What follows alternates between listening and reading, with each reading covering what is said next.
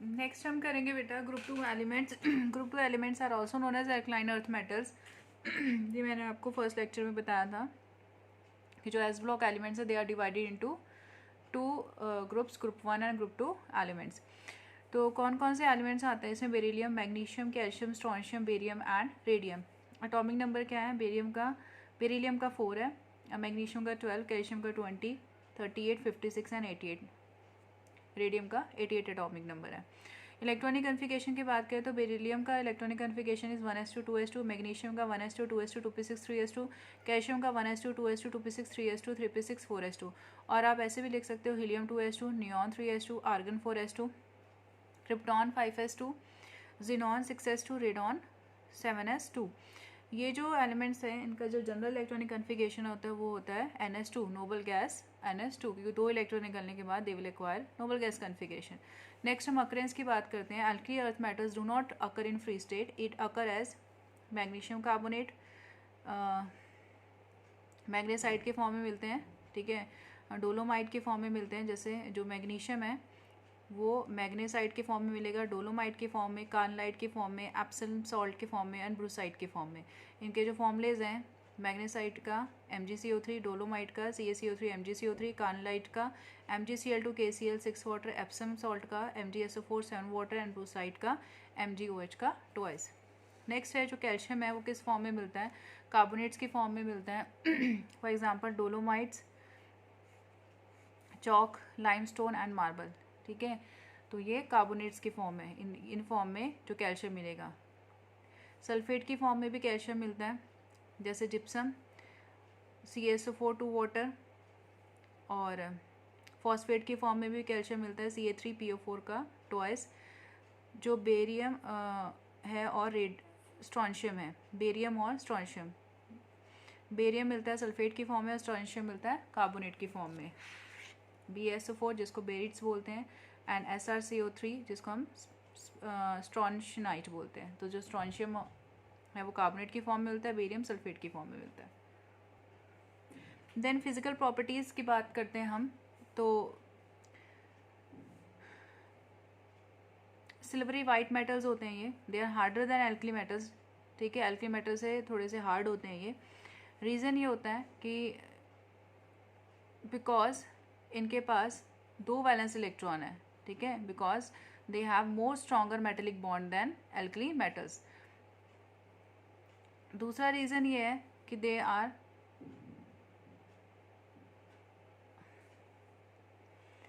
कि इनके पास 2 valence electron होते हैं, ठीक है, और जो एल्कली मेटल्स हैं उनके पास 1 वैलेंस इलेक्ट्रॉन होते हैं। इनके पास 2 वैलेंस इलेक्ट्रॉन है और एल्कली मेटल के पास जो ग्रुप 1 एलिमेंट्स हैं उनके पास 1 वैलेंस इलेक्ट्रॉन होता है। तो जिनके पास 2 वैलेंस इलेक्ट्रॉन है तो वो ज़्यादा स्ट्रॉन्गर मेटेलिक बॉन्ड बनाएगा, ठीक है। तो यही रीज़न है जो हमारे एल्कलाइन अर्थ मेटल हैं they are harder than alkali metals. They all are good conductors. क्यों? क्योंकि इनके पास लूजली बाउंड वैलेंस इलेक्ट्रॉन होती है, that is why they are good conductor. Atomic and ionic radii की बात करते हैं तो size of group 2 elements is smaller than group 1 elements. हमें पता है कि when we move from left to right in periodic table में अगर लेफ्ट टू राइट मूव करते हैं तो हमें पता है साइज़ क्या होता है, डिक्रीज होता चला जाता है। इसीलिए ग्रुप 1 की कंपेरिजन में ग्रुप 2 एलिमेंट्स का जो साइज़ है वो क्या होता है, कम होता है। इसका रीज़न क्या होता है साइज़ कम होने का? क्योंकि when we move left to right nuclear power क्या होती है, इंक्रीज होती है, ठीक है। And on moving down the group size of the element increases, on going down atomic and ionic radii increases. क्यों? As shell number increases. Next हम बात करते हैं आयनाइजेशन एंथैल्पी की। तो आयनाइजेशन एंथैल्पी हम पहले भी डिस्कस कर चुके हैं। ग्रुप 1 के एलिमेंट्स के आयनाइजेशन एंथैल्पी हम डिस्कस कर चुके थे कि जो फर्स्ट आयनाइजेशन एंथैल्पी होता है ग्रुप 1 एलिमेंट्स का वो लो होता है और सेकंड आयनाइजेशन एंथैल्पी इनका क्या होता है, हाई होता है। बट अगर ग्रुप 2 एलिमेंट्स की बात करें, फॉर एग्जांपल हम ले लेते हैं ग्रुप 2 एलिमेंट्स का मैग्नीशियम ले लेते हैं। तो मैग्नीशियम का configuration 1s2 2s2 2p6 3s2। इसमें से हमें एक इलेक्ट्रॉन निकालना है तो ज़्यादा एनर्जी लगानी पड़ेगी, ठीक है। उसके बाद क्योंकि एस में फुली फिल्ड इलेक्ट्रॉन्स हैं, जब once 1 electron is removed from this configuration तो कन्फिगरेशन क्या हो जाएगी 1s2 2s2 2p6 3s1। अब एस में एक इलेक्ट्रॉन है जिसको हमें निकालने के लिए कम से कम एनर्जी लगानी पड़ेगी, तो इसका जो सेकेंड आयनाइजेशन एंथैल्पी हो जाएगा वो लो हो जाएगा। तो यही रीज़न है। और एक चीज़ और आप बोल सकते हो कि आफ्टर रिमूवल ऑफ 1 इलेक्ट्रॉन ठीक है, ये नोबल गैस कॉन्फ़िगरेशन एक्वायर कर लेगा। तो ये आयनाइजेशन एंथैल्पी से ग्रुप 1 ग्रुप 2 एलिमेंट्स के, ग्रुप 1 के एलिमेंट्स का फर्स्ट आयनाइजेशन एंथैल्पी लो होता है, बट इनका फर्स्ट आयनाइजेशन एंथैल्पी हाई होता है। इनका सेकेंड आयनाइजेशन एंथैल्पी हाई होता है, इनका सेकेंड आयनाइजेशन एंथैल्पी लो होता है। तो एक कंपैरिजन भी कर रखा है, ठीक है। आयनाइजेशन एंथैल्पी को हम आई डॉट ई भी लिख सकते हैं या डेल्टा आई एच वन भी लिख सकते हैं, ये आपने पीरियोडिक क्लासिफिकेशन में किया हुआ है। फिर अगर हम ग्रुप की बात करें तो on moving down the group ionisation enthalpy decrease होता चला जाता है। क्यों डिक्रीज होता है? क्योंकि न्यूक्लियर पावर डिक्रीज होती चली जाती है जैसे जैसे शेल नंबर इंक्रीज होता है। नेक्स्ट हम बात करते हैं ऑक्सीडेशन स्टेट की। तो इनका जो ऑक्सीडेशन स्टेट होता है वो +2 होता है। They can show +1 also. Electronegativity की बात करें तो जो ग्रुप 1 और ग्रुप 2 के एलिमेंट्स हैं दे आर लेस इलेक्ट्रोनेगेटिव, ठीक है। और अगर इलेक्ट्रोपॉजिटिव की बात करें तो ग्रुप 1 के जो मेटल्स हैं they are more electropositive than group 2 metals. क्यों? क्योंकि उनके पास 1 वैलेंस इलेक्ट्रॉन होता है और इनके पास 2 वैलेंस इलेक्ट्रॉन होता है। ये 2 इलेक्ट्रॉन लूज करके नोबल गैस कॉन्फ़िगरेशन एक्वायर करेंगे, ये 1 इलेक्ट्रॉन लूज करके नोबल गैस कॉन्फ़िगरेशन एक्वायर करेंगे। तो इसका आयनाइजेशन एंथैल्पी कम होगा। फर्स्ट आयनाइजेशन एंथैल्पी इनका लो होता है as compare to group alkaline earth metal. So that is why जो ग्रुप 1 के जो एलिमेंट्स होते हैं they are more electropositive than group 2 elements. अगर आयनिक कंपाउंड की बात करें तो ग्रुप 1 के जो एलिमेंट्स हैं they form better ionic compounds as compare to group 2। एक चीज़ आप लोगों ने की होगी कि on moving left to right जैसे जैसे साइज एलिमेंट्स का डिक्रीज होता चला जाता है तो उनकी टेंडेंसी कोवलेंट बॉन्ड बनाने की, कोवलेंट कंपाउंड बनाने की इंक्रीज होती चली जाती है, ठीक है। तो ग्रुप 1 के जो एलिमेंट्स हैं और ग्रुप 2 के एलिमेंट्स हैं they will form ionic compounds. जैसे जैसे साइज डिक्रीज होता चला जाएगा left to right they will form covalent compounds. अगर इन दोनों में कंपेयर किया जाए तो group 1 elements form better ionic compounds.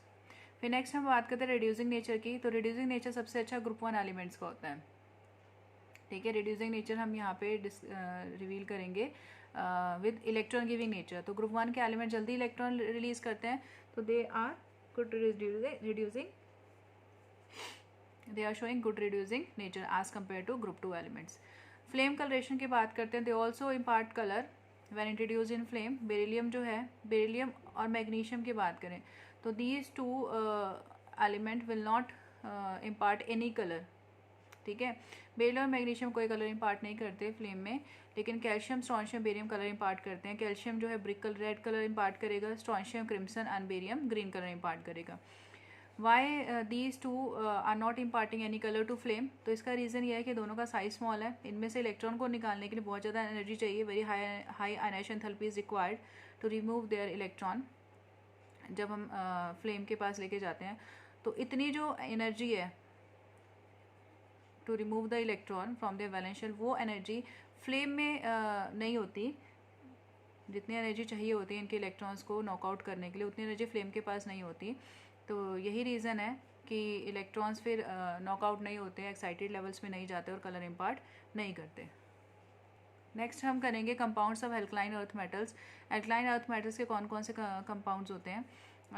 They form metal carbonates, they form nitrates, sulphates, they form hydroxides. Carbonates बनाएंगे और फॉर्मूला MCO3, नाइट्रेट्स बनाएंगे MnO3 का ट्वाइस एंड सल्फेट्स बनाएंगे MSO3 इस फॉर्मूले से बनाएंगे, और हाइड्रोक्साइड बनाएंगे MOH का होल ट्वाइस। मैग्नेटिक प्रॉपर्टी की हम बात करते हैं तो जो एल्कलाइन अर्थ मेटल्स हैं they are diamagnetic in nature. क्यों? क्योंकि इनके वैलेंस शेल जो होता है एस में 2 इलेक्ट्रॉन्स होते हैं, ठीक है, अनपेयर इलेक्ट्रॉन्स नहीं होते हैं। तो that is why they are diamagnetic in nature. अगर सॉलिबिलिटी की बात करें तो सॉलिबिलिटी ऑफ दीज कंपाउंड्स जो हमने डिस्कस किए थे, नाइट्रेट्स, सल्फेट्स, हाइड्रोक्साइड्स, जो ये कंपाउंड्स हैं इनकी सॉलिबिलिटी डिपेंड करती है 2 फैक्टर पे। ये ध्यान से देखना, इन कंपाउंड्स की जो सॉलिबिलिटी होती है वो 2 फैक्टर पे डिपेंड करती है। एक तो लैटिस एंथैल्पी पे डिपेंड करती है, दूसरा हाइड्रेशन एंथैल्पी पे डिपेंड करती है। लैटिस एंथैल्पी जितनी कम होगी उतना जल्दी हमारा बॉन्ड टूटेगा, उतनी जल्दी जो कैटायन आयंस है वो सॉल्यूशन में बनेंगे, ठीक है, उतनी जल्दी सॉलिबिलिटी होगी। तो लैटिस एंथैल्पी जितनी कम होगी उतनी ज़्यादा सॉलिबिलिटी होगी, और जितनी ज़्यादा हाइड्रेशन एंथैल्पी होगी उतनी ज़्यादा ही सॉलिबिलिटी होगी। अगर कैटायंस और अनायन का साइज सिमिलर है देन लैटिस एंथैल्पी डोमिनेट करेगा, और अगर कैटायंस और अनायन का साइज सिमिलर नहीं है तो हाइड्रेशन एंथैल्पी डोमिनेट करेगा। तो अब हम करते हैं आगे सबसे पहले देखते हैं solubility of carbonates and sulphate decreases on moving down the group. Sulphate और कार्बोनेट्स की जो सॉल्युबिलिटी है on moving down the group क्या होती है, डिक्रीज होती है। इसका क्या रीज़न है, बेरिलियम कार्बोनेट से लेकर बेरियम कार्बोनेट तक, बेरिलियम मैग्नीशियम कार्बोनेट, ठीक है, एंड सो ऑन से लेकर बेरियम कार्बोनेट तक जो सॉल्युबिलिटी डिक्रीज होती है, उसी तरह से बेरिलियम सल्फेट से बेरियम सल्फेट तक की जो सॉल्युबिलिटी होती है on moving down in these sulphates decrease होती है। इसका रीज़न है कि इनके कैटायंस और अनायंस के साइज में डिफरेंस होता है। There is a difference in size in of cations metal ion and anion. Anion यहाँ पर क्या है, सल्फेट या कार्बोनेट। तो हमने बोला था अगर साइज में डिफरेंस होगा तो क्या कौन सा प्रेफर होगा, hydration enthalpy is preferred than lattice enthalpy. तो on moving down we know that size of metal ion क्या होता है, इंक्रीज होता है, तो हाइड्रेशन एंथैल्पी डिक्रीज होता है।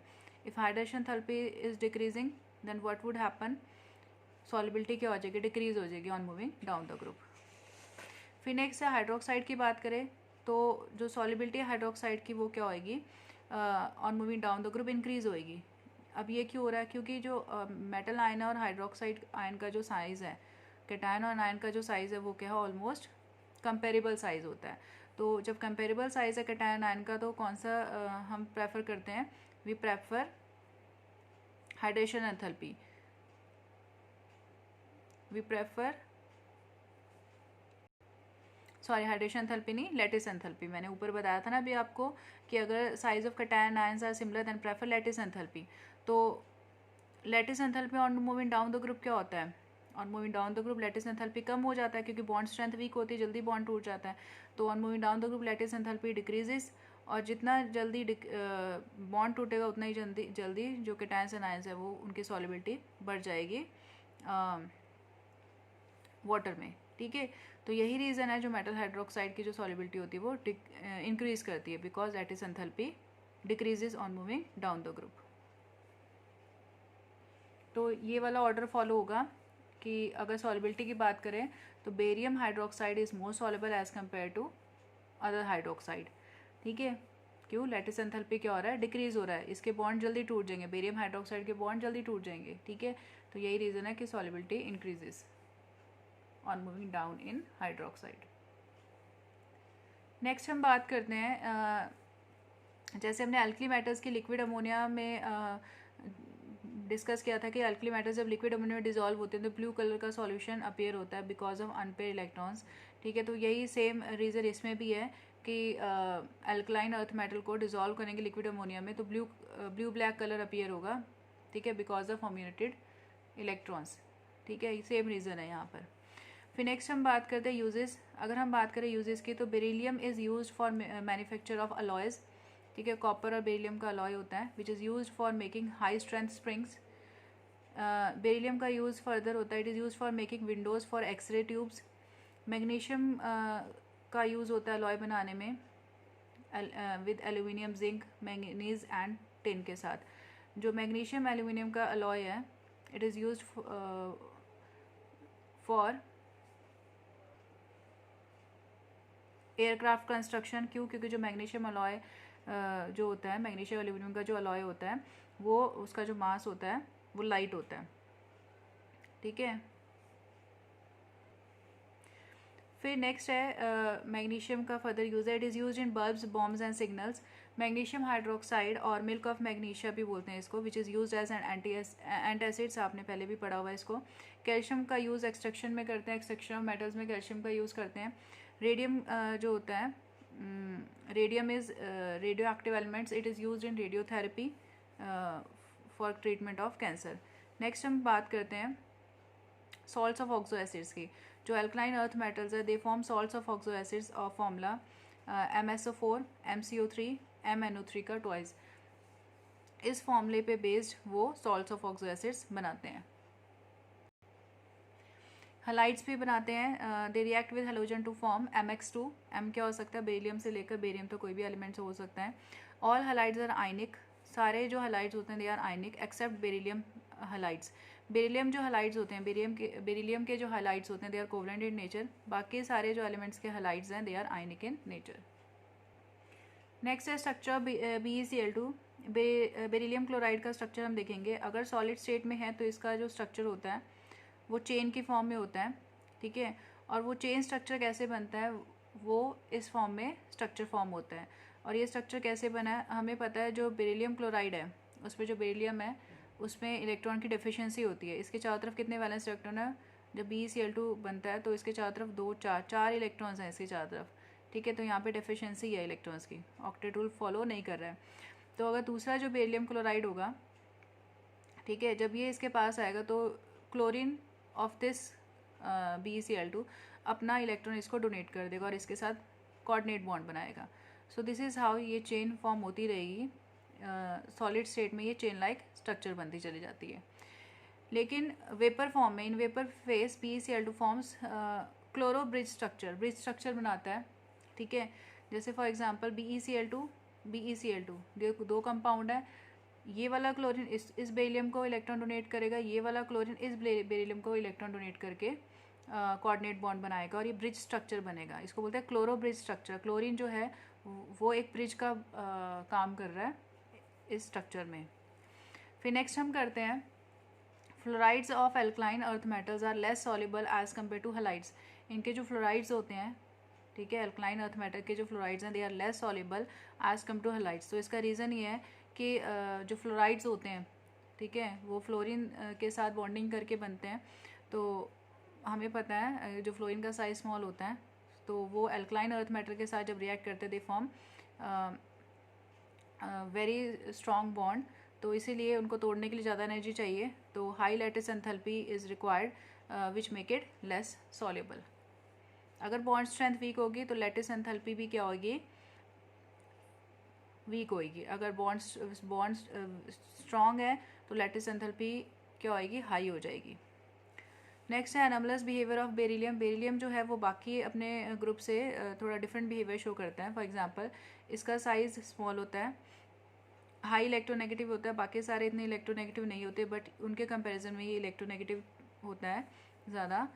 इसके पास डी ऑर्बिटल नहीं होता। It shows a diagonal relationship with aluminium के साथ डायगोनल रिलेशनशिप शो करता है। ये हाई आयनाइजेशन एंथैल्पी होती है as compare to other alkaline earth metal. Oxides and hydroxides are amphoteric in nature. Beryllium do not react with hot water but others react, ठीक है। जो बेरिलियम जो है वो do not react with hot water, लेकिन जो बाकी जो अल्कलाइन अर्थ मेटल्स है they react with water to form hydrogen gas. For example magnesium है, वो वाटर के साथ रिएक्ट करके मैग्नीशियम ऑक्साइड NH2 बना रहा है, बट बेरिलियम नहीं रिएक्ट करेगा। नेक्स्ट है beryllium form covalent compound but other form ionic compounds. Carbides of beryllium are covalent in nature. जैसे बेरिलियम कार्बाइड कौन कौन से, BE2C, BeC2, these are carbides of beryllium. ये कोवलेंट इन नेचर है, लेकिन जो बाकी कार्बाइड्स हैं वो ionic in nature. For example CaCO2 में क्या होता है, आयनिक बॉन्ड होता है, ठीक है। अगर इसको ब्रेक करेंगे तो CO2 पॉजिटिव अलग हो जाएगा और C2 नेगेटिव अलग हो जाता है, ठीक है। तो इसमें क्या कौन सा बॉन्ड है, आयनिक नेचर है, ठीक है। जो बाकी कार्बाइड्स हैं दे फॉर्म, उनके जो कार्बाइड्स हैं उनका नेचर क्या है, आयनिक है, ठीक है। लेकिन जो बेरिलियम के कार्बाइड्स हैं वो क्या है, कोवलेंट इन नेचर है। नेक्स्ट हम करेंगे हाइड्रेशन एंथैल्पी की। अगर हाइड्रेशन एंथैल्पी की बात करें तो on moving down the group जो हाइड्रेशन एंथैल्पी है वो डिक्रीज होती है। क्यों, क्योंकि साइज ऑफ मेटल आयन क्या होता है, इंक्रीज होता है। जैसे जैसे मेटल आयन का साइज इंक्रीज होगा वैसे वैसे हाइड्रेशन एंथैल्पी क्या हो जाएगी, डिक्रीज हो जाएगी। मैंने आपको पहले वाले लेक्चर में एक्सप्लेन किया हुआ है। ग्रुप 2 और ग्रुप 1 का अगर कंपेयर करें हाइड्रेशन एंथैल्पी की, तो हमें पता है ग्रुप 2 के जो एलिमेंट्स हैं उनका साइज स्मॉल होता है as compare to group 1 elements. तो जिनका साइज स्मॉल होगा they will show high hydration enthalpy. तो ग्रुप 2 के जो एलिमेंट्स हैं they show more hydration enthalpy as compare to group 1 elements. Hydrated form में ये मिलते हैं अल्कलाइन अर्थ मेटल के एलिमेंट्स, जैसे MgCl2 6 water, CaCl2 6 water, these are hydrated form. NaCl and KCl do not form such hydrides. Chemical properties की बात करें तो दे react with air and water और एयर के साथ ही रिएक्ट करते हैं। ग्रुप 1 के एलिमेंट्स की रिएक्टिविटी ज़्यादा होती है as compare to group 2 elements. Next है कि वाई बेरिलियम और magnesium are inert to oxygen and water. Beryllium और मैग्नीशियम जो हैं they are inert to oxygen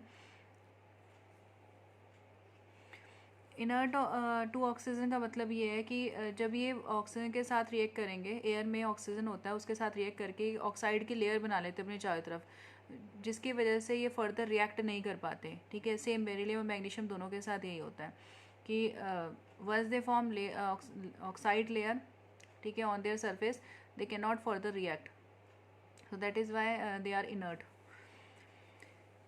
beryllium जब ऑक्सीजन के साथ रिएक्ट करता है तो कौन सा ऑक्साइड बनाएगा, BO। अगर नाइट्रोजन के साथ रिएक्ट करता है तो नाइट्राइड बनाएगा, Be3N2। सिमिलरली मैग्नीशियम भी। बाकी जो एलिमेंट्स हैं they react with air to form calcium, strontium और barium, they react with air to form oxides and nitrides. Magnesium और बेरिलियम, मैग्नीशियम और बेरिलियम हैं जो लेयर बनाते हैं अपने चारों तरफ। ठीक है, बाकी एलिमेंट्स लेयर नहीं बनाते, उतना नहीं बनाते जितना बेरिलियम एंड मैग्नीशियम बनाते हैं। नेक्स्ट है रिएक्टिविटी टुवर्ड्स हैलोजन। हैलोजन के साथ रिएक्ट करके क्या बनाते हैं, ये मेटल हैलाइड्स बनाते हैं। फॉर एग्जांपल MgCl2 के साथ रिएक्ट करके क्या बनेगा, MgCl2। X क्या हो सकता है, फ्लोरीन से आयोडीन तक कुछ भी हो सकता है, और मेटल में बेरिलियम से बेरियम तक कोई भी एलिमेंट हो सकता है। नेक्स्ट है reactivity with hydrogen. Except beryllium all metals react with hydrogen to form hydride. ठीक है, जो बेरिलियम के हाइड्राइड्स हैं वो इजीली नहीं बनते। ठीक है, बेरिलियम हाइड्रोजन के साथ रिएक्ट करके हाइड्राइड नहीं बनाता।